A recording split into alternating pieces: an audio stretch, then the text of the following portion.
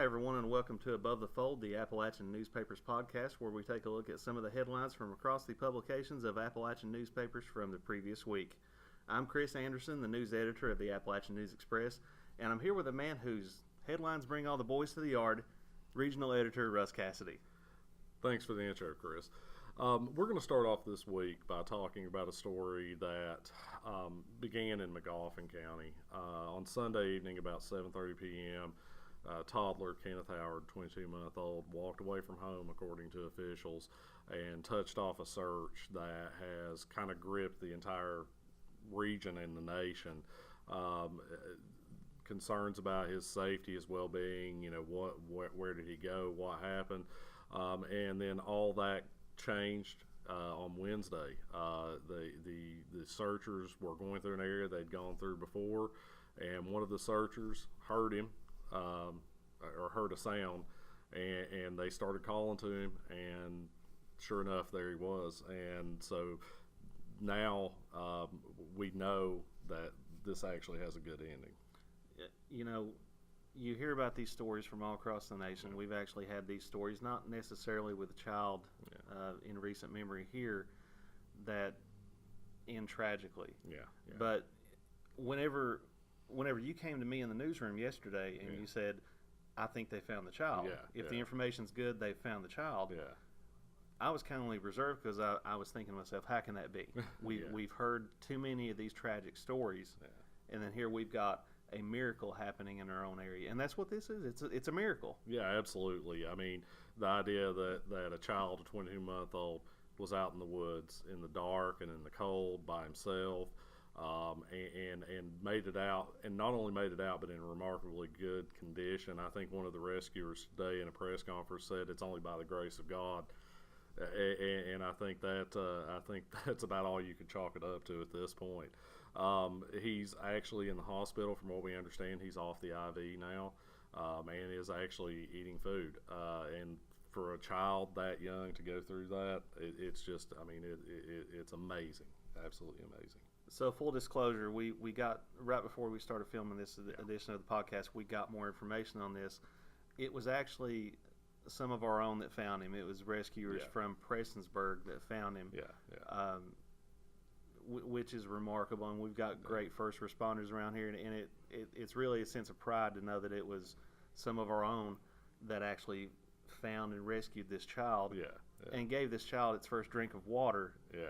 Exactly. And the rescuers are actually also, there was some from over in Pike County and in other communities of Floyd County from David. So they were from all over. This was a group of men and women who were out on this search. Not just this group. I mean, they really didn't stop. And that kind of that's our community. We don't give up until we know there's no other option.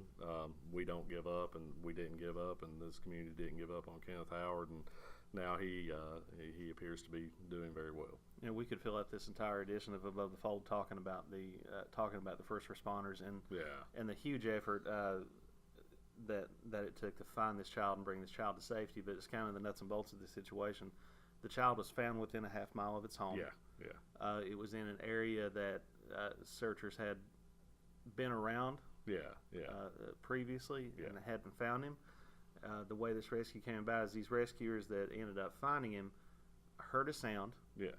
One of the rescuers asked the other rescuers to quiet down. Kind of hushed everybody down. That he thought he heard the voice of a child. They called out to Kenneth, and Kenneth began to answer them. So they found him, and rescuers, whenever they found him, the rescuers themselves started crying. I was gonna say, I don't want to go. We just got this story in. It literally just came in, but one of the Prestonsburg firefighter said, "I was bawling like a baby. I'm not gonna lie," and I can't imagine any other reaction out of something like that. It's a great story. It's one. A lot of people were preparing for the worst, and we got the best out of this. And then the community really is recognizing that, and it's good to report good news like this. We don't get to do it near often enough. No, we don't. Okay, Russ, now we're going to turn our attention to Pike County with a situation involving Mountain Water District. Yeah, Chris.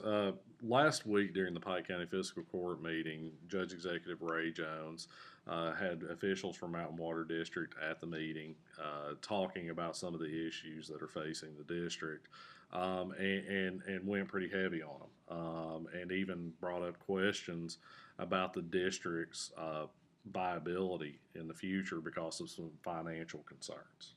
Right, and this is similar to what Jones has done since he's taken office. He's basically held Senate hearings, during the fiscal court meeting, and has asked a lot of hard questions to a lot of agencies about their operations. Now, in this particular situation, Jones is questioning finances within the district, specifically balances for reserve funds in the district. Now, these reserve funds can be used as an emergency fund for the district in case finances are running low, and for some other things. Yeah. And what we found out during this question and answer session between Jones and Mountain Water officials was that there's no money in these reserve funds. Right. And there's a massive project going on right now regarding meter replacement. It's actually a $3.5 million project that is being paid for through grant funds and actually a loan that was taken out through rural development. Yeah. So that's kind of where all this centers upon. Yeah, and these water meters, I mean, it's not a small thing that these need to be replaced.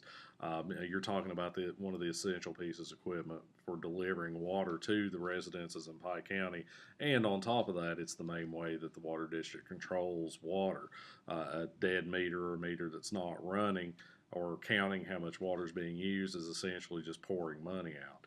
And as we've seen the Kentucky Public Service Commission take aim at Eastern Kentucky water districts recently, Mountain Water District excluded for water loss statistics. In other words, they had a lot of water going out that they didn't know where it was going. Bad meters will lead to this, and that's why this is a very vital project. And this is a massive project because the district, according to their answers to some of Judge Jones's questioning, was that they're replacing about 10 meters per day. Not per month, per day. You're looking at 300 to 400 meters per month that are being replaced in this project, and I think it was upwards of $50-some thousand per month that's being spent on this project. It's a massive project, and that's kind of where the questioning centered, but again, the focus of this is the balance of those reserve funds. And ultimately, the district is not just facing water meters. I mean, the district's entire infrastructure is in the process of aging out. Eventually, a water line left in the ground for 20 years is going to begin to leak, and it's going to bust. And that's true everywhere. But there's a lot of infrastructure in this district that needs to be considered for replacement, and if they can't meet the basic standard for the water meters, then you're going to have a hard time meeting the standards for the rest of it. Right, and another aspect of this entire situation, and we would be remiss for not mentioning it, is Utility Management Group. Now, UMG used to be the managing agency for Mountain Water District. They were contracted to do that.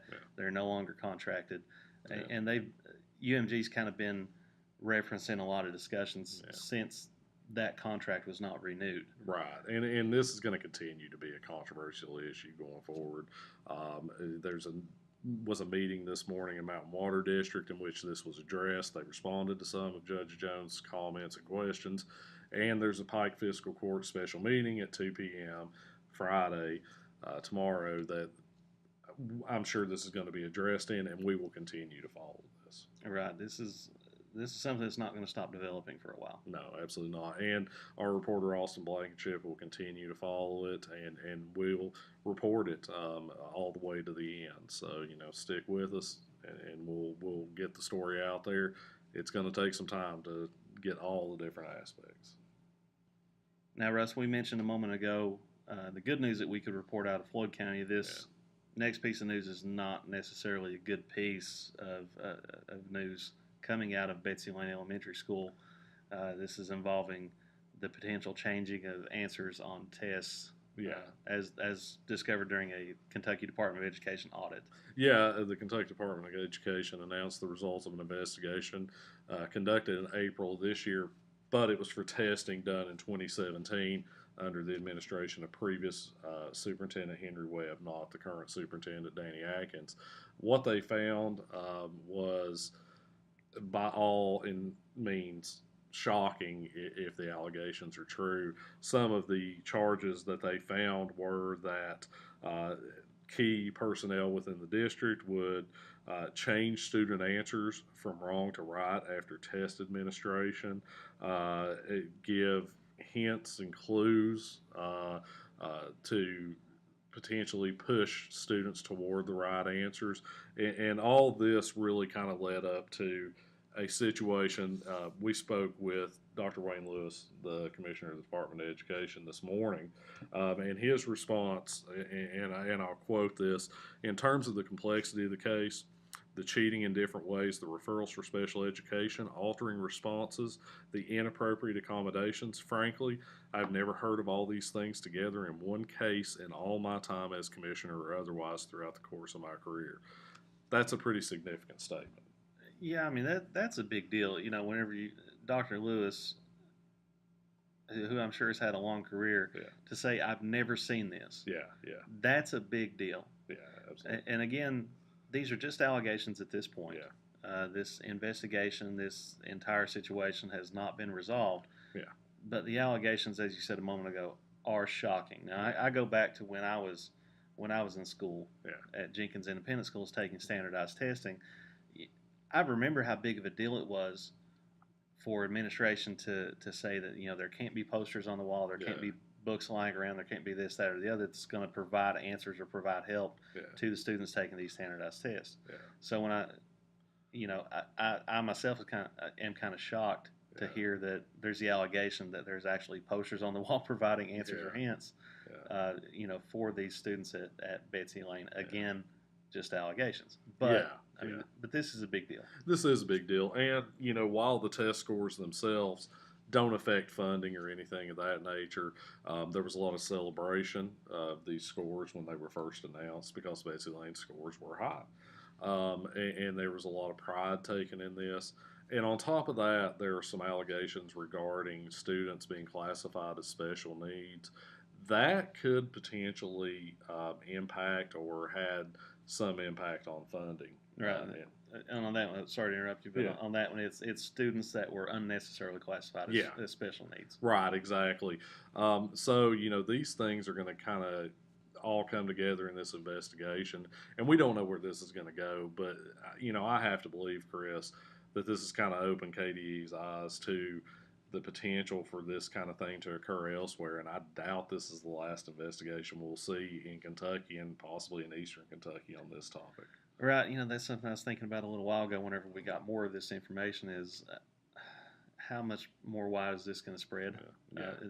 This probe and this investigation into other school districts. And I hope that if they do look at other school districts, they won't find that, these kinds of they won't find evidence to make these kind of allegations. Right, exactly.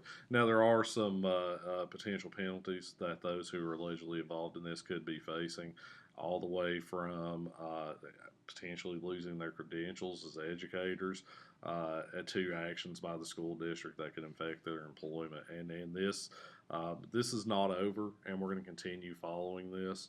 So again, stick with us. This is going to be a long-term report, so there's going to be different aspects that are going to come out about this in the future, and then we're going to continue following it. Well, Russ, that's a pretty heavy agenda for discussion for this week's edition of Above the Fold, so we're going to wrap it up right there.